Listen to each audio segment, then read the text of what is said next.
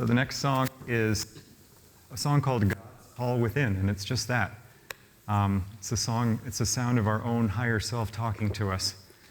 Brian is going to represent the vibration of Om that's just like a heartbeat, just constantly below everything we do. You have your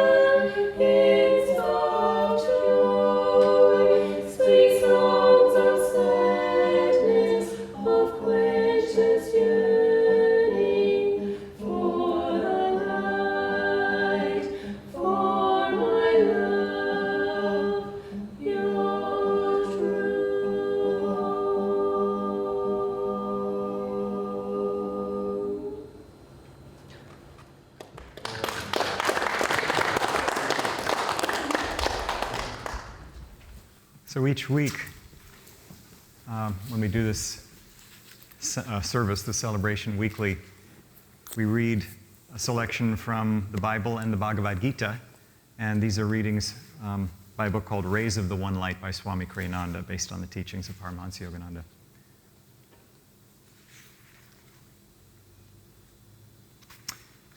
The reading this week is called Many Are the Pathways to Truth. Truth is one and eternal.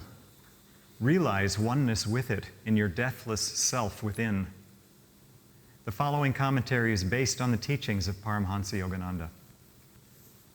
On the dedication page of Swami Kriyananda's book, The Path, appears the following account. A group of Paramahansa Yogananda's disciples had gone with him to see a movie about the life of Gyandev, a great saint of medieval India. Afterwards, they gathered and listened to the master explain certain subtler aspects of that inspiring story. A young man in the group mentioned another film he had seen years earlier in India about the life of Mirabai, a famous woman saint. If you'd seen that movie, he exclaimed, you wouldn't even have liked this one. The Guru rebuked him. Why make such comparisons? The lives of great saints manifest in various ways the same one God. The Bible contains a similar account in the Gospel of St. Luke, chapter 9. And John said, "Master, we saw one casting out devils in thy name, and we forbade him, because he followeth not with us. And Jesus said unto him, Forbid him not, for he that is not against us is for us."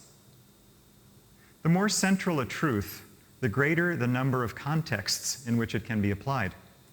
Truth is like a pure white light, containing within itself the full spectrum of the rainbow.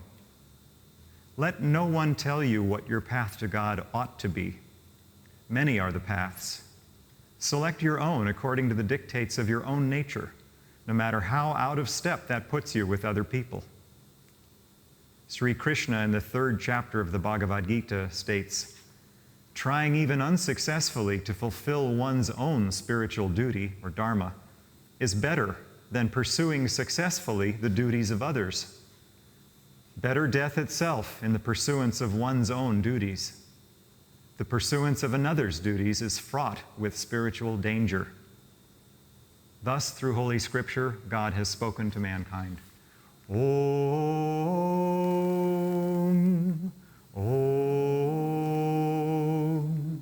Om.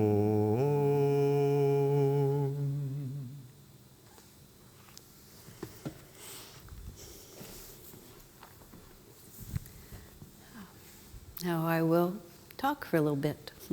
Not for as long as I have been talking, but for a little while.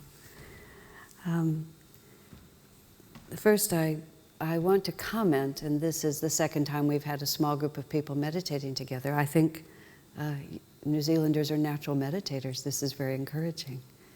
Even just any small group gathered together, and I know some of you have had a lot of experience meditating, but there's been a special kind of silence that descends, which I am delighted, for everybody's sake, to see.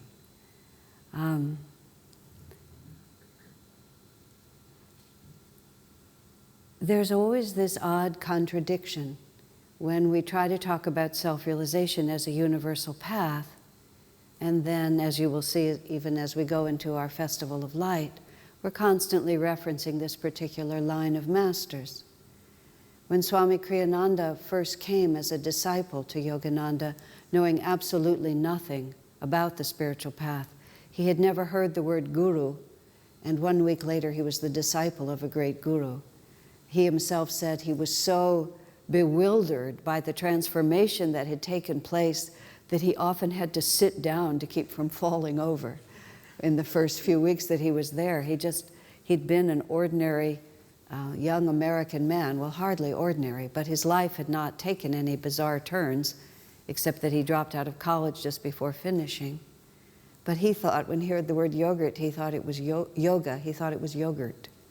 It was just like, it was 1948, it just wasn't there. And when he came, but he had this experience based on this photograph first.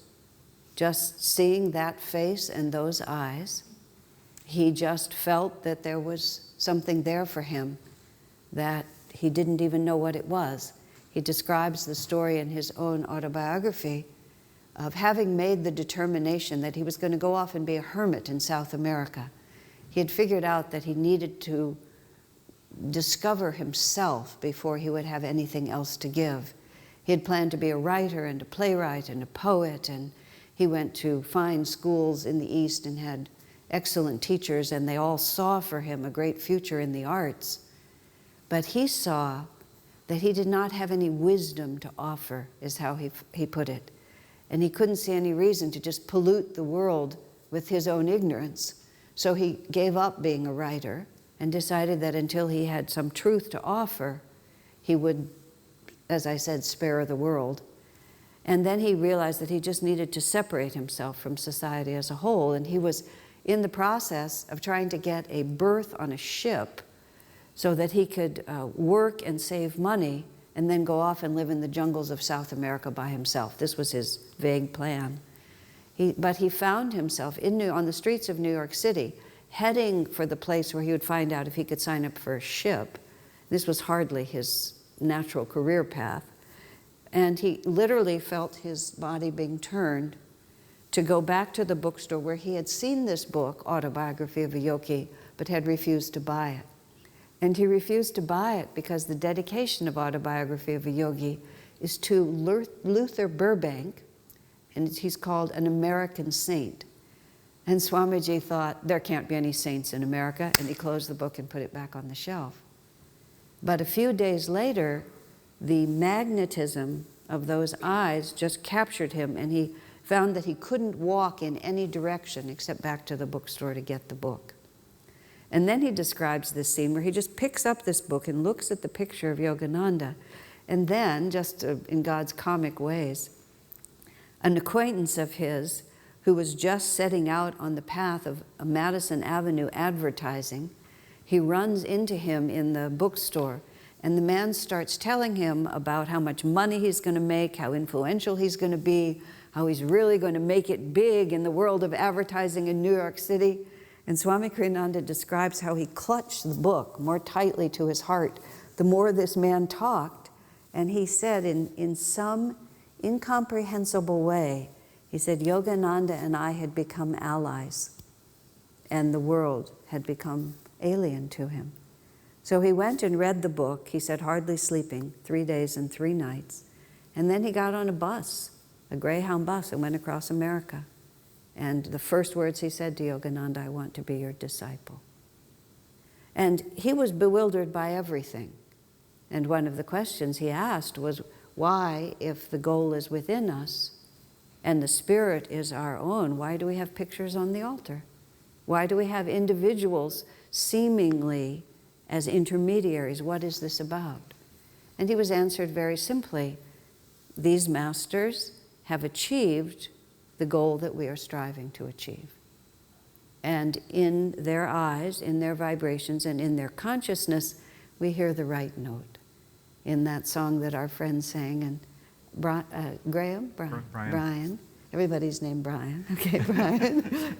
It's a noble and a good name. Brian was the persistent, just unchanging sound like this. And the rest of the song goes all over the place. And he just never stops. And isn't that so? Isn't that what our experience of life is like? We run all directions. We're going here, we're going there. And there's always this persistence.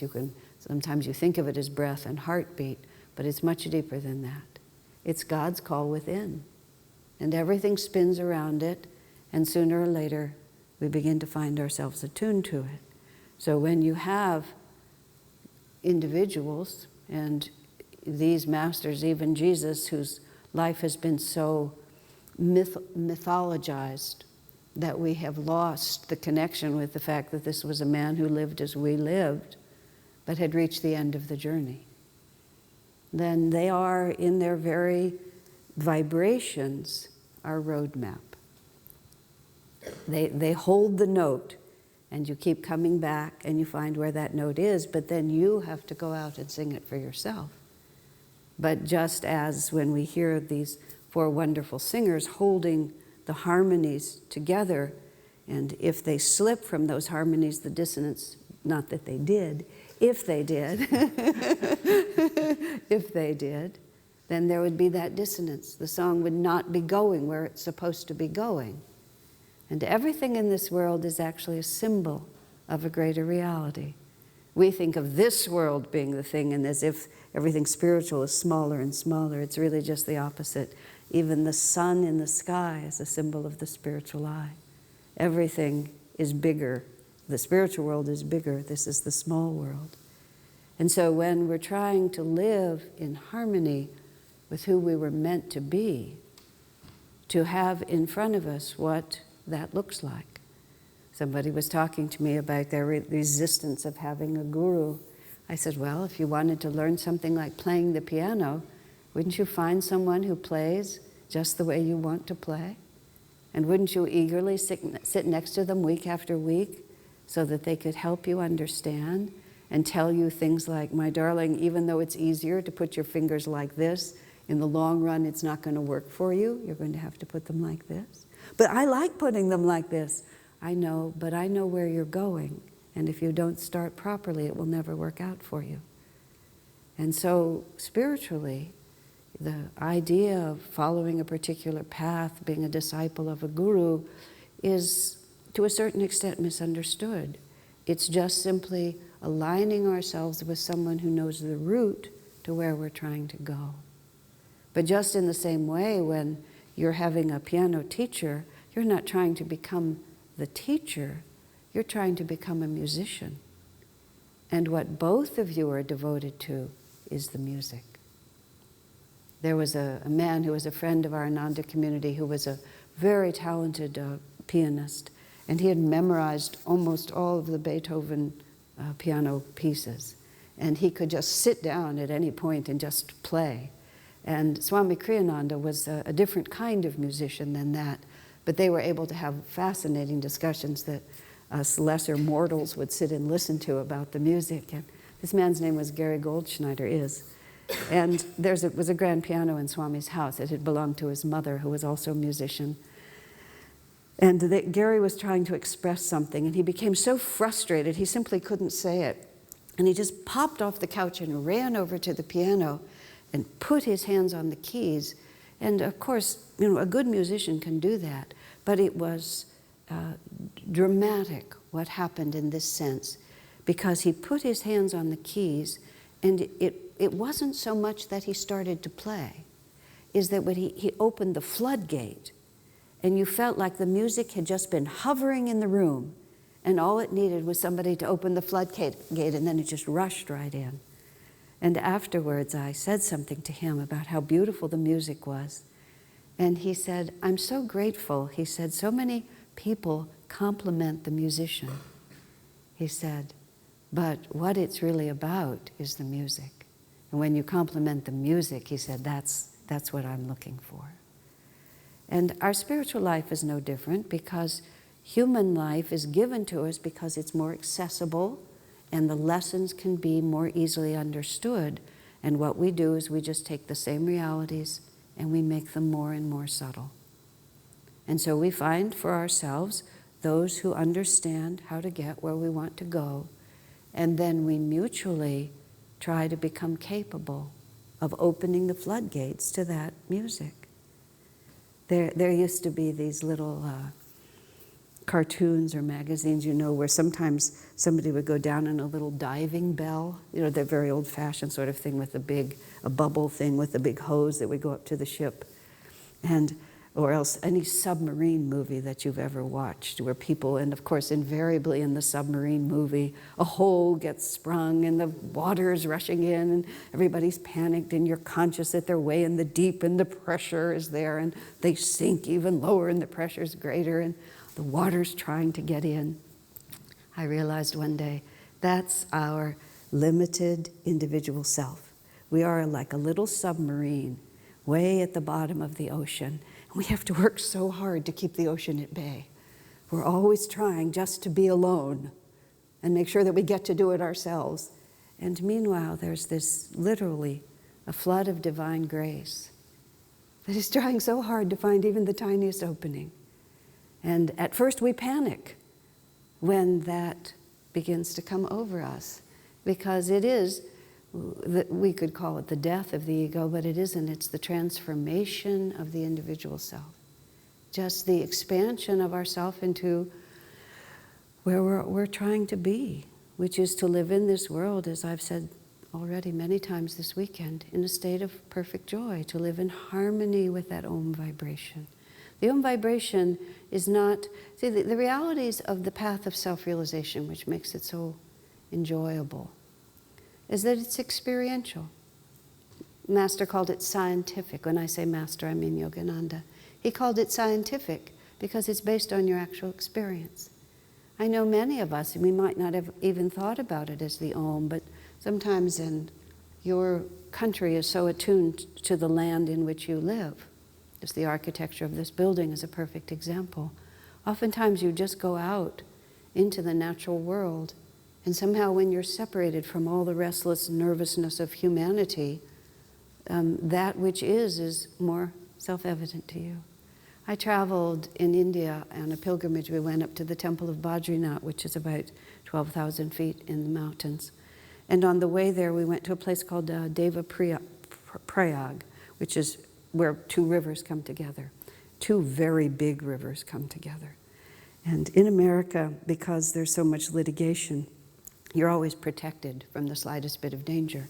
In India, where, for one thing, they simply don't have the money to build all the structures that we can do in our country, and also because the belief in karma is greater and a whole lot of other things, you can risk your life any place you want.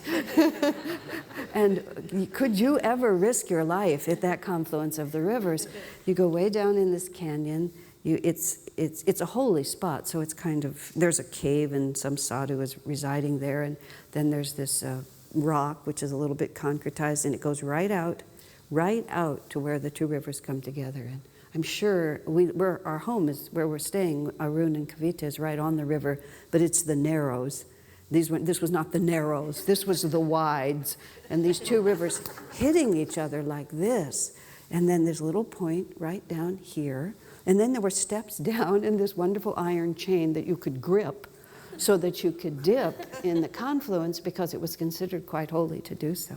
We had 30 people with us, and everybody wanted to dip. Fortunately, one of our number was Jocelyn Black, she's an emergency medical technician.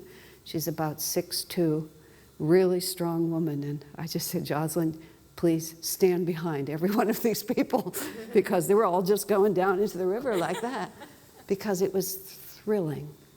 It was just absolutely thrilling. And I stood there and just watched those rivers come together for a very, very long time. And I realized both how immense and how tiny we are.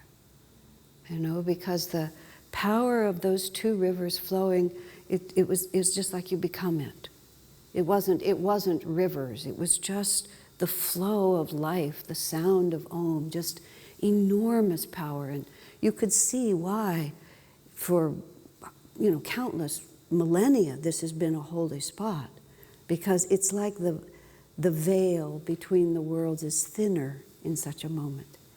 And simultaneously, I realized just the slightest step, and I'd be gone. Just be the end of Asha. Zip.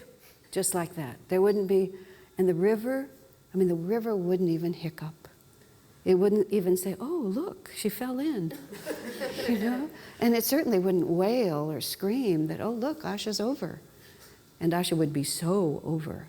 And I'm not at all suicidal, or am I like kind of weird about those things, but I was very, very conscious both of the eternal and the ephemeral and the difference. I was conscious also that, of course, if I stepped off of that, the river wouldn't mind, but all these 30 people would become really upset, and it would just be, including my husband, this whole scene would happen behind me, so it didn't seem like a good idea.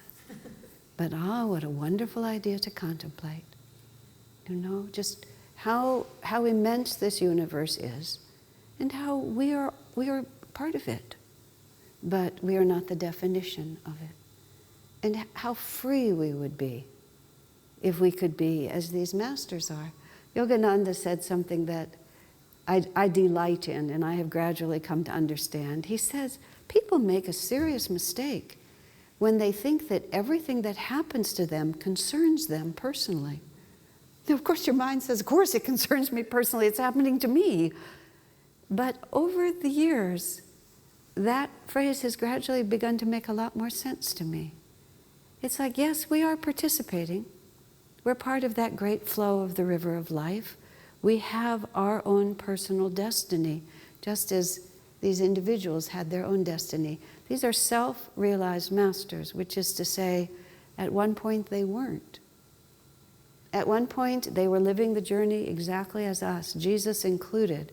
The teachings of Christianity have been so distorted that no one understands what he was actually saying. And this is why the East and West have to come together now. Because this is a journey of ever-expanding awareness until that awareness embraces infinity. Yogananda made the astonishing statement that he remembers himself, the jiva, the individual who is Yogananda, at the point when he was a diamond. And that his consciousness evolved all the way to being a self-realized master. That may be more than some of you can understand or follow. But what that means is that every stage of expanding awareness that anyone goes through, he has also gone through and gone past. And so instead of propitiating some alien being who never really understood anything, what we're really saying is, Master, Jesus, however you want to phrase it in your heart, you were standing here. What is forward from here? What would be the next step given the unique karmic pattern that I'm standing in? The unique, what I call it, equation of delusion and freedom. Enlightenment and delusion is in some particular mixture, just like salad dressing. You know, oil and vinegar, delusion and enlightenment in a unique combination, and we're naturally trying to diminish delusion and increase enlightenment. But whatever combination we're standing in, these masters have all stood there, you know, suffered, struggled, and triumphed, step by step. And so each of us, we suffer, we struggle, and then we triumph. Inevitably. As one of my friends said to me once, you know, you may think you want to just lie down and die, but when you lie down, after a while you get bored, hungry, restless, and your back hurts, so you just get up again. I remember in one, which for me was a very nice moment of shifting out of being a little too much of a drama queen. I was upset about something, and like women do, I was going to lie on my bed and have a good cry. Isn't that a phrase? That's oxymoronic, a good cry. I was going to have one. So I lay down on my back, and the first thing, unfortunately, that occurred to me is something I read in a magazine about a country western song called, is country western a concept? This is like, yeah, okay, country western song called, I have tears in my ears from lying on my bed, crying my eyes out over you.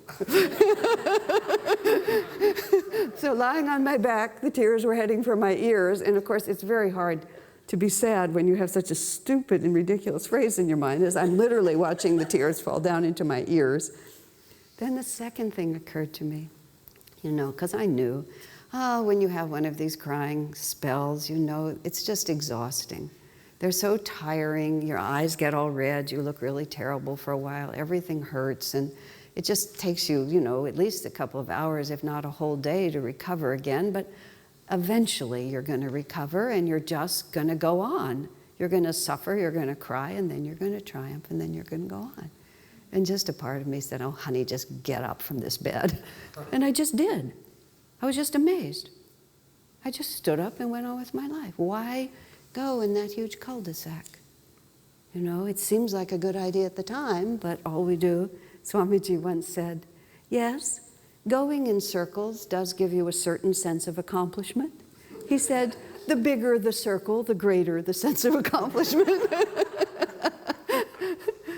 But in the end, it has to be faced. And the entire spiritual path is finding the courage to face it. And then hopefully the wisdom to do the right thing. And that's why before we do anything, we bow to the gurus. That's why I have Swamiji's picture here, because he lends us the courage. He says, no, don't put your hands like that because you think it's going to work. You know, that's the quick way out, but that's not the real way out. Do it right from the start, and then you'll be open the floodgates of the music. In this case, the music is divine grace and the freedom we're all looking for. God bless you.